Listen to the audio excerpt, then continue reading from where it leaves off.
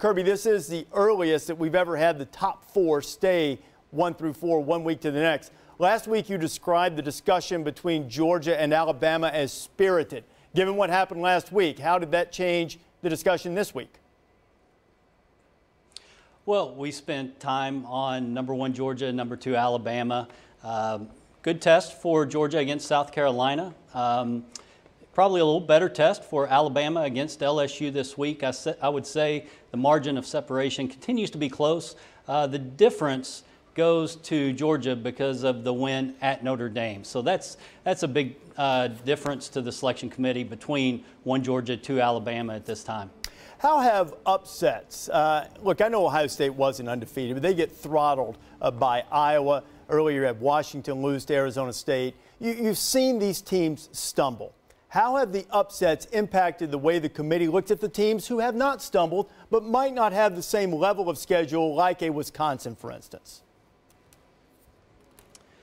Well, that's, I believe, Rece, the beauty of the selection committee. You have 13 individuals that go deep into these teams that look at the complete resume. We look at what's happening, where the games are played, what is transpiring in that particular game. So all of that matters as we evaluate these teams, how these teams lose, who they lose to, and of course, winning is one of the most important things as you look at a body of work for a particular team. Is there anyone in the room who has been adamant that the fact that staying unbeaten should count for a little bit more than maybe it has in the past at times?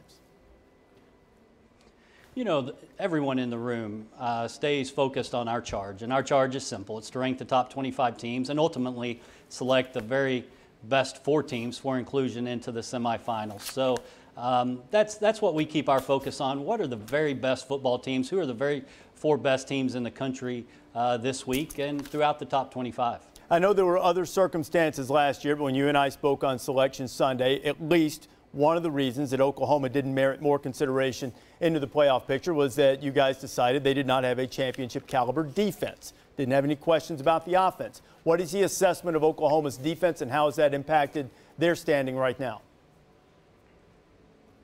Well, Oklahoma's number 5 team in the country. Selection committee continues to be very impressed. Obviously, what they're doing on the offensive side of the ball is extremely impressive. They have 2 of the best road wins in the country this year at Ohio State and at Oklahoma State last weekend. You know, it'll be a good test for them this week against TCU. So still a lot of football left to be played. The selection committee looks forward to watching how they perform on both sides of the ball. So how has their defense been evaluated up to this point? You know, not as strong as their offense has been evaluated.